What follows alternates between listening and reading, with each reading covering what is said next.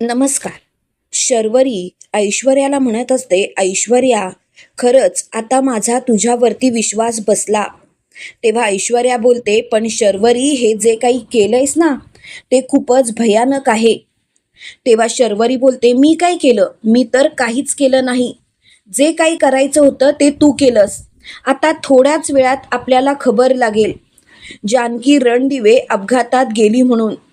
तेव्हा मात्र ऐश्वर्या स्वतःशीच हसत असते आणि म्हणत असते, चुकतेस तू शर्वरी, चुकतेस. तुला कळतच नाहीये तू केवढी मोठी चूक केलीस.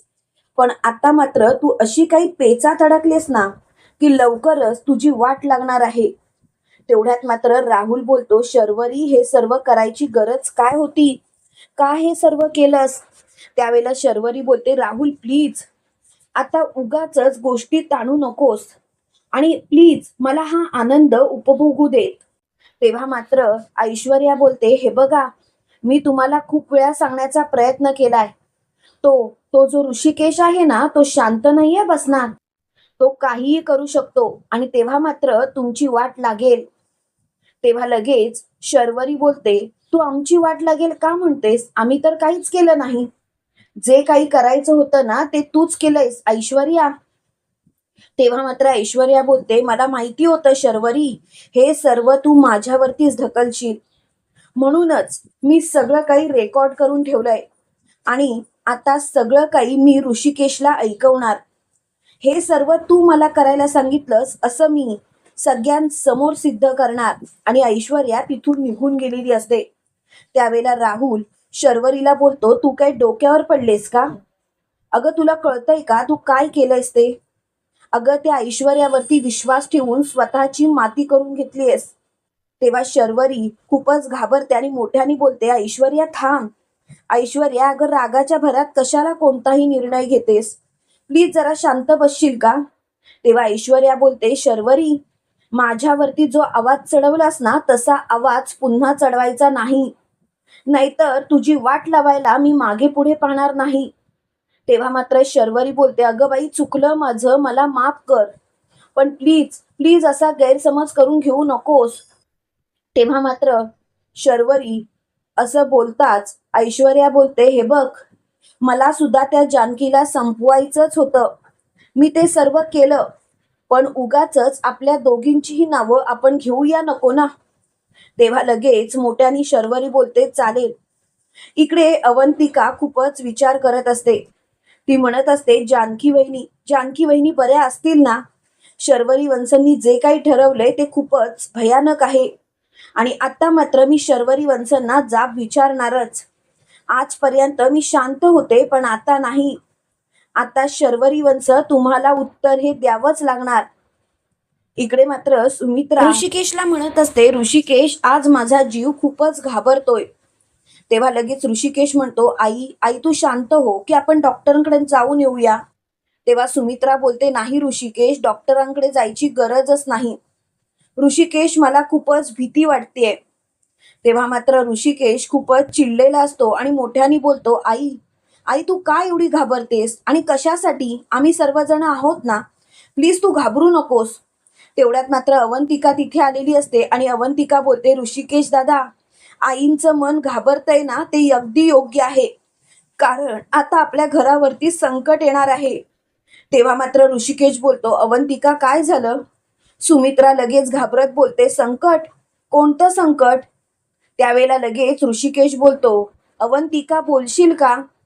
त्यावेळेला अवंतिका बोलते, जानकी वहिनी ज्या गाडी घेऊन गेल्यात ना, त्या गाडीचे ब्रेक फेल आहेत. हे ऐकताच ऋषिकेश बोलतो, काय? तू काय बोलतेस, कळतंय का तुला? आणि तुला हे सर्व कुणी सांगितलं? उगाच काहीही बोलू नकोस अवंतिका. तेव्हा लगेच अवंतिका बोलते, मी खोटं का बोलेन? ऋषिकेश दादा, माझ्यावरती विश्वास ठेवा. तेव्हा मात्र ऋषिकेश बोलतो, अवंतिका, तुला हे सर्व कसं काय कळलं? तेवढ्यात तिथे ऐश्वर्या आलेली असते आणि ऐश्वर्या बोलते, अवंतिका काय बोलतेस तू, कळतंय का तुला? तेव्हा लगेच अवंतिका बोलते, ऐश्वर्या बस. अगं, हे सर्व तू थांबवू शकली असतीस, पण तू थांबवलं नाहीस.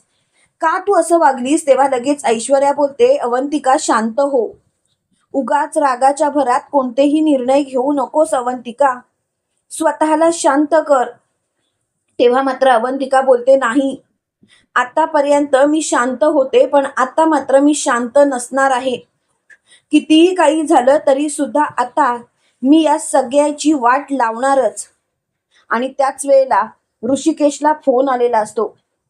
त्यावेळेला ऋषिकेश खूपच घाबरतो. ऋषिकेशचे हात थरथरत असतात. ऋषिकेश म्हणतो, फोन अननोन नंबर आहे. त्यावेळेला लगेच अवंतिका बोलते, ऋषिकेश दादा फोन उचला. ऋषिकेश दादा फोन उचलल्याशिवाय आपल्याला काही गोष्टी कळणार नाहीत.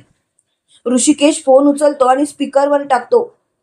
तेव्हा मात्र तिथल्या एका माणसाने फोन केलेला असतो आणि तो म्हणतो, हे बघा, इथे एका गाडीचा ॲक्सिडेंट झालाय. त्या ॲक्सिडेंट झालेल्या गाडीजवळच हा मोबाईल सापडलाय आणि त्याच्यामध्ये तुमचा नंबर भेटला, म्हणून मी कॉल केला. लवकरात लवकर तुम्ही या ॲक्सिडेंटच्या जागी या, कारण त्यांची हालत खूपच बिकट आहे. हे ऐकल्यानंतर ऋषिकेशच्या पायाखालची जमीनच सरकते.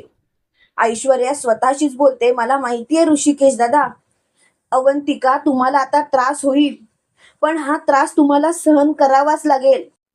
कारण त्या शर्वरीचा खरा चेहरा जर का समोर आणायचा असेल तर हे सगळं सहन करावंच लागणार. आपल्याकडे दुसरा पर्यायच नाहीये. तेवढ्यात मात्र सुमित्रा बोलते, देवा देवा रे, हे सर्व काय घडवून आणतोयस? देवा रे, असं काही घडवून आणू नकोस ना. खूपच भीती वाटते रे देवा हे सर्व ऐकल्यानंतर. आता कुठे सुखाचे दिवस दाखवत होतास आणि पुन्हा एकदा दुःखात आम्हाला का लोटतोयस? देवा प्लीज प्लीज असं नको ना करूस. तेवढ्यात मात्र अवंतिका बोलते, ऋषिकेश दादा मी तुम्हाला बोलले होते ना, ऋषिकेश दादा खूपच भयानक परिस्थिती उद्भवणार आहे. आणि बघितलीत आता, तुम्हीच बघा ऋषिकेश दादा किती भयानक परिस्थिती उद्भवली आहे. तेव्हा लगेच ऋषिकेश बोलतो, तू जरा शांत होशील? अवंतिका आपण तिथे जाऊया. इकडे आपल्याला असं पाहायला मिळतं, ऋषिकेश, सौमित्र, सारंग, ऐश्वर्या सगळेजण ऍक्सिडेंट झाल्याच्या ठिकाणी आलेले असतात. ऋषिकेशचे हातपाय थरथरत असतात. सौमित्र आणि सारंग त्याला धीर देत असतात. त्यावेळेला सौमित्र बोलतो, दादा दादा तू घाबरू नकोस, अरे आम्ही आहोत ना, तुला घाबरायची गरज नाही.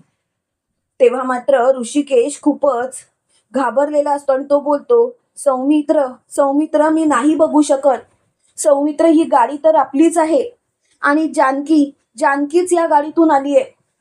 तेव्हा मात्र सौमित्र बोलतो, ऋषिकेश दादा प्लीज शांत हो. ऋषिकेश दादा स्वतःला त्रास करून घेऊ नकोस.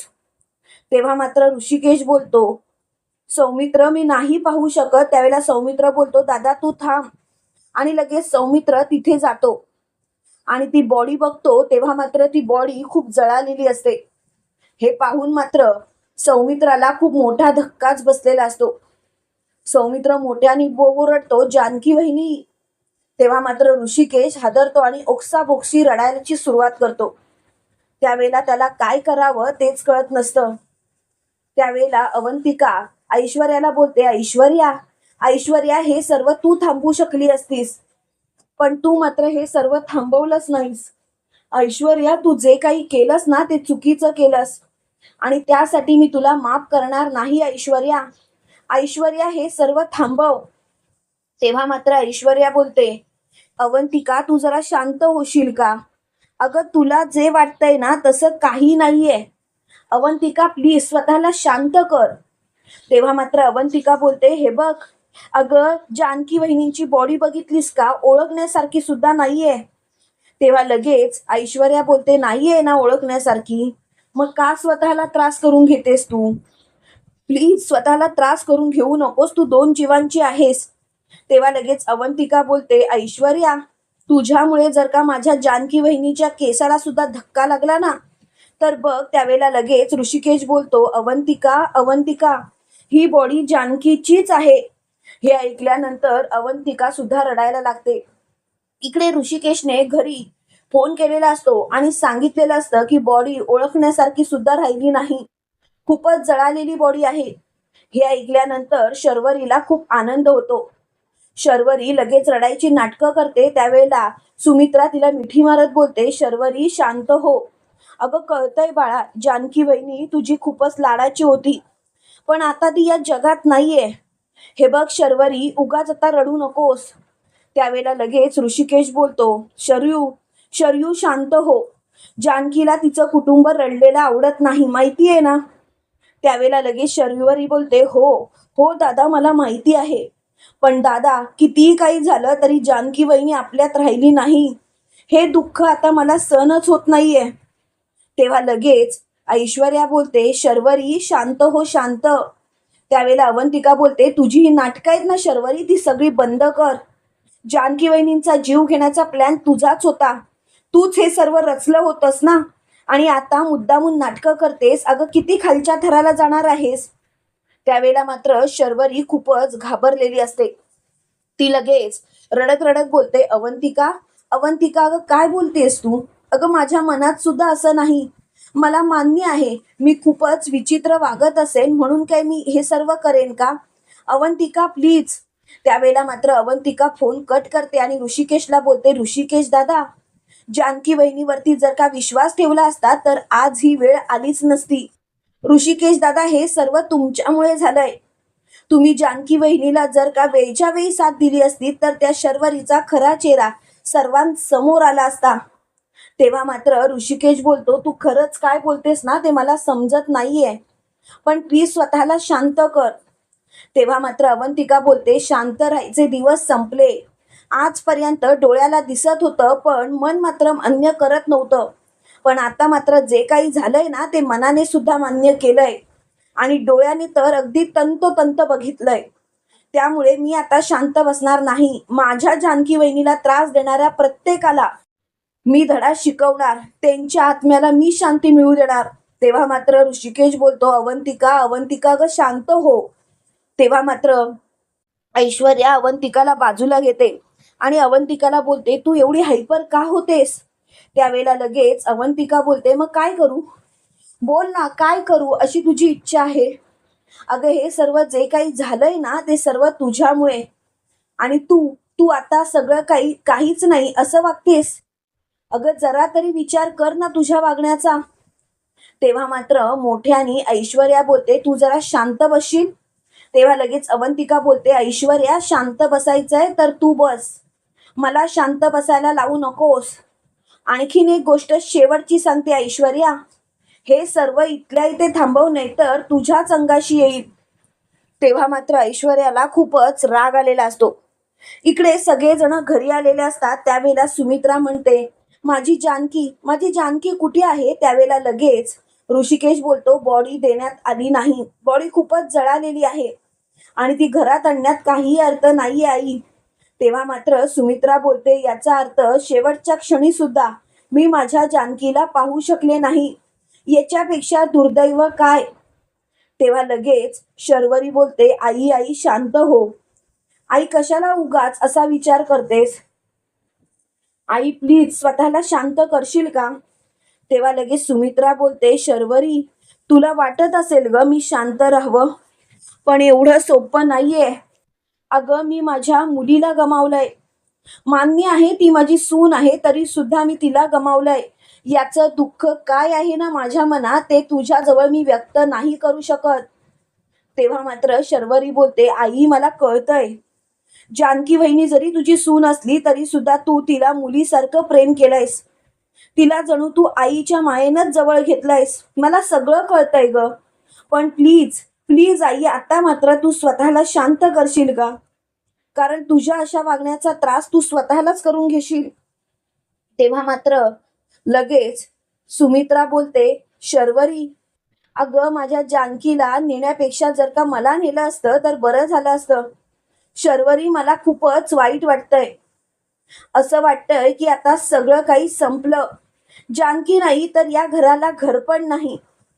काय करू तेच आता कळत नाही. तेव्हा लगेच शर्वरी बोलते, आई आई तू शांत हो. तुला घाबरायची अजिबात गरज नाहीये आणि सगळं काही नीटच होणार. तू कशाला घाबरतेस. तेव्हा मात्र ऋषिकेश बोलतो, खरं सांगू का आई, प्लीज प्लीज स्वतःला शांत कर आणि तू रडलेलं जानकीला आवडणार नाही. तेव्हा मात्र सुमित्रा बोलते, हो ऋषिकेश हो. अरे पण आता काय करायचं ऋषिकेश. ऋषिकेश ओवीला हे सर्व कसं सांगायचं. अरे एवढ्या लहानपणी तिने तिची आई गमावले हे सत्य जर का तिला कळालं तर तिचे तर धाबेच दणानतील ऋषिकेश.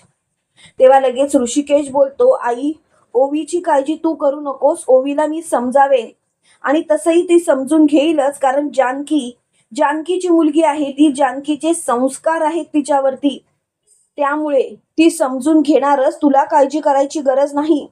पण तेवढ्यात मात्र अवंतिकाचा राग अनावर होतो आणि अवंतिका जाऊन शर्वरीच्या सटासट कानाखाली आणते आणि शर्वरीला बोलते, लाज नाही वाटली हे सर्व करताना? शर्वरी वंश, असं का वागलात तुम्ही? असं वागून तरी तुम्हाला काय मिळालं? शर्वरी वंश, किती खालच्या थराला उतरलात तुम्ही? तेव्हा लगेच शर्वरी बोलते, पुरे, मी काय करायचं आणि काय नाही हे सांगायची तुला गरज नाहीये आणि तू तुझं बघ, माझ्याशी उगाच वाद घालू नकोस. आज तू जो काही माझ्यावरती हात उचललास ना, तो शेवटचा लक्षात ठेवायचा. तेव्हा मात्र अवंतिका बोलते, काय करणार आहात? एक गोष्ट लक्षात ठेवायची, हे घर माझं आहे, माझ्या नवऱ्याचं आहे, माझ्या सासू सासऱ्यांचं आहे. तुम्ही या घरात का राहताय? तुमच्यासारख्या मुलीला तर धक्के मारत कुत्र्यासारखं तुडवत घराबाहेर काढलं पाहिजे, हीच तुमची लायकी आहे. तेव्हा मात्र शर्वरी मोठ्याने ओरडते, अवंतिका, आणि तिच्यावरती हात उचलायला जाते. तेवढ्या सौमित्र शर्वरीचा हात धरतो आणि शर्वरीला जोरात ढकलून देतो आणि शर्वरीला मोठ्याने बोलतो, बस शर्वरी, अगं तुला साधी अक्कल पाहिजे, ती 2 जीवांची आहे आणि तू तिच्यावरती हात उचलतेस. कोण समजतेस कोण ग तू स्वतःला? तेव्हा मात्र सौमित्राला शर्वरी बोलते, वाह वाह सौमी दादा, वाह, खरंच मानलं पाहिजे तुला. अरे जरा तरी विचार कर माझ्या मनाचा, तू काय वागतोयस या गोष्टींचा. तेव्हा लगेच मोठ्याने सौमित्र बोलतो, बस आता काय बोलायचं आहे? अगं तुला कळतंय का, तू आज तुझ्या वहिनीवरती हात उचलत होतीस. तेव्हा मात्र मोठ्याने सौमित्र बोलतो, पुरे, आता एक गोष्ट लक्षात ठेव, हे सगळं आताच्या आता संपव, नाहीतर तुझ्याच अंगाशी येईल. तुम्हाला काय वाटतं मित्रांनो, खरोखर अवंतिकाचा निर्णय योग्य आहे का? अवंतिकावरती ऋषिकेश विश्वास ठेवेल का? कमेंट करून नक्की कळवा आणि असेच मालिकेंचे नवनवीन अपडेट पाहण्यासाठी व्हिडिओला लाईक आणि चॅनलला सबस्क्राईब करायला विसरू नका. थँक्यू.